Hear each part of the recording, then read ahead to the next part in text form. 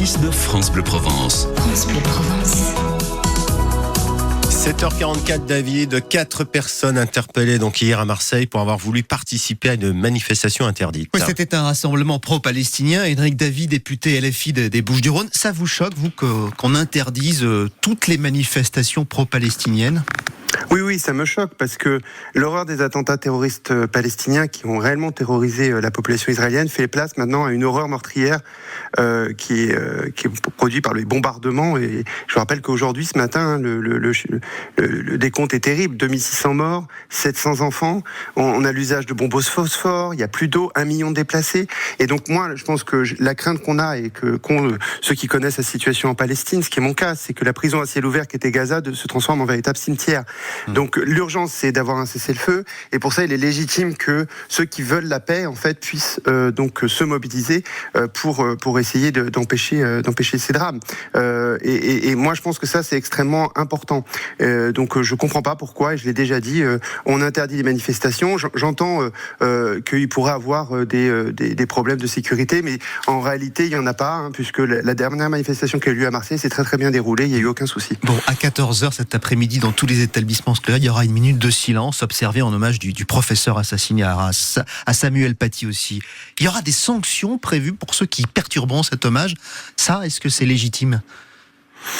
Écoutez, je pense que c'est important qu'il y ait ce moment en fait de communion de la communauté éducative avec les enfants. Je pense que ce qui a été attaqué à Arras, c'est terrible. C'est l'école, c'est la deuxième fois que le terrorisme frappe l'école. Donc je pense que c'est absolument légitime et important qu'il y ait ce moment de communion, qu'il y ait des sanctions. Enfin, moi je ne crois pas que c'est par la sanction pour notamment vis-à-vis d'enfants qu'on résoudra les problèmes. Alors c'est comment alors si c'est pas la sanction, c'est comment ? Eh ben c'est laisser les enseignants faire leur travail. L'école est le lieu de l'émancipation et c'est dans l'explication, dans le travail des enseignants. Et pour ça, il faut qu'ils aient des moyens. Or, l'école et le service public comme l'hôpital qui a été petit à petit démantelé avec des professeurs qui sont en burn-out, beaucoup d'arrêts de travail. Donc c'est ça, surtout donner des moyens à l'école et faisons confiance aux professeurs. Mais l'homme qui a tué le professeur en question était radicalisé, ça ne fait aucun doute. On apprend que les préfets reçoivent ce matin l'ordre de réexaminer les dossiers des personnes fichées comme radicalisées. Évidemment, il y a quand même un sujet, c'est-à-dire que... Et sous-entendu que ce ne serait pas fait aujourd'hui alors ? Il y a un problème de hiérarchisation, c'est-à-dire que il y a quand même un souci, c'est-à-dire que la personne avait été entendue un jour avant par la DGSI, en tout cas la DGSI et donc la Direction Générale des Services de Renseignement Intérieur était sur son cas, et pourtant on a laissé passer le cas. Donc c'est toujours difficile de savoir quand est-ce que les gens vont passer à l'acte, mais néanmoins on peut un minimum contrôler ce qu'ils font.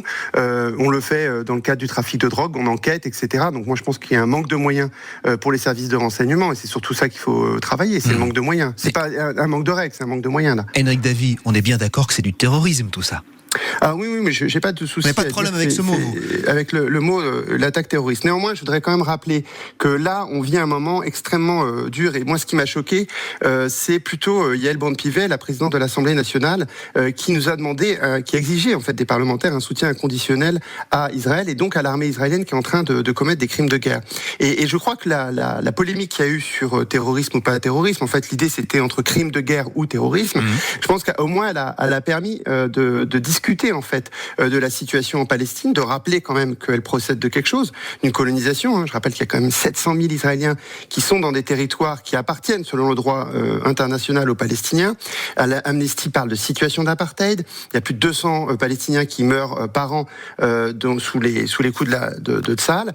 Donc franchement, c'était important qu'on débatte de la situation. Voilà. Et Éric Coquerel dans Mediapart explique très bien la position de la France insoumise et pourquoi ils ont préféré utiliser le terme de crime de guerre. Néanmoins, en ce qui me concerne, je l'ai dit et répété, quand on massacre des jeunes dans une rave party, quand on prend des otages pour en faire des boucliers humains, quand on fait des pogroms dans des villages, pour moi, c'est une stratégie terroriste. C'est du terrorisme. J'ai utilisé le terme terroriste. Voilà. Écoutez ce que dit l'humoriste Michel Boujna à propos de votre parti. Écoutez. Eux-mêmes, ils se sont détruits. Ouais. C'est terrible. Et encore, maintenant, il y a des scissions à l'intérieur de la France insoumise. Ce que j'espère, c'est que Mélenchon va finir tout seul avec la dame là. Et je vais vous dire ce qui est pire de ça. Ouais. C'est que c'est eux qui font monter le Front National. C'est eux qui font monter les fascistes. C'est Michel Boujna, interrogé par nos confrères de Radio JM. Est-ce que vous vous sentez proche encore de votre parti ? Henrik Davy. Oui, moi je partage le programme qui est défini, qui a été donc l'avenir en commun. Je partage la stratégie qu'on a. Moi je me sens proche aussi des positions qu'on a sur la Palestine. D'ailleurs la NUPES était relativement raccord là-dessus. Si vous avez écouté les questions au gouvernement, en réalité tous demandaient le cessez-le-feu, tous critiquaient les crimes de guerre du Hamas. Alors pourquoi le Parti communiste dit pourquoi le Parti communiste dit que vous êtes dans une impasse à la NUPES ? En fait, c'est pas nouveau que le Parti communiste dit ça. Fabien Roussel, depuis près de 6 mois, a décidé de faire un pas de côté. Moi, ce que je retiens de leur déclaration d'hier, c'est qu'ils réaffirment qu'on a besoin du rassemblement de la gauche et des écologistes. Moi, ce que je peux leur rétorquer, c'est que si on a besoin de ce rassemblement pour effectivement éviter que Marine Le Pen arrive au pouvoir, parce qu'on joue avec le feu avec tout ça. Donc, effectivement, il faut ce rassemblement de la gauche et des écologistes. Pour ça, il faut peut-être qu'on rediscute, mais commencer à casser en fait ce qu'on avait, c'est-à-dire la NUPES, et à vouloir en fait se démarquer à tout prix en fait de la principale force à l'Assemblée nationale à gauche et du candidat qui nous a amené à 22%, c'est pas forcément la solution. Donc moi je pense que les critiques sont légitimes. Je pense qu'il est nécessaire de refonder la NUPES, notamment de la base, en partant de la base et des volontés des citoyens. Mais il faut surtout pas casser le rassemblement. Je pense que c'est une erreur. La France a réellement besoin d'une gauche et d'une écologie qui arrive au pouvoir en 2027 pour réaliser la bifurcation écologique, pour indexer les salaires sur l'inflation. Avec ou sans Jean-Luc Mélenchon ? C'est ça la question. Avec ou sans. Le problème, c'est que Jean-Luc Mélenchon, je vous ferai remarquer quand même qu'il a été 3 fois candidat à la présidentielle et la dernière fois, il a fait 22%. Et je vous fais remarquer qu'il n'est plus élu. Moins de 5%. Et il n'est plus élu. Il n'est plus élu. Mais il n'est plus élu. Donc lui, il nous a dit de faire mieux. Donc je pense qu'il faut qu'on fasse mieux. Mais il faut que les uns et les autres, et là, je pense dans tous les camps, y compris dans le mien, on soit responsable, car on a absolument besoin de rester rassemblés dans la situation internationale qu'on connaît. On a besoin de la parole de la France pour exiger le cessez-le-feu, par exemple, en Palestine, ce qui n'est pas le cas du gouvernement actuel. Et donc, pourtant, c'est le cas de toutes les forces de la NUPES. Merci Henrik Davy, député de la France Insoumise des Bouches-du-Rhône. Bonne journée. Merci à vous. Et l'interview est partagée sur l'appli ici par France Bleu et France 3.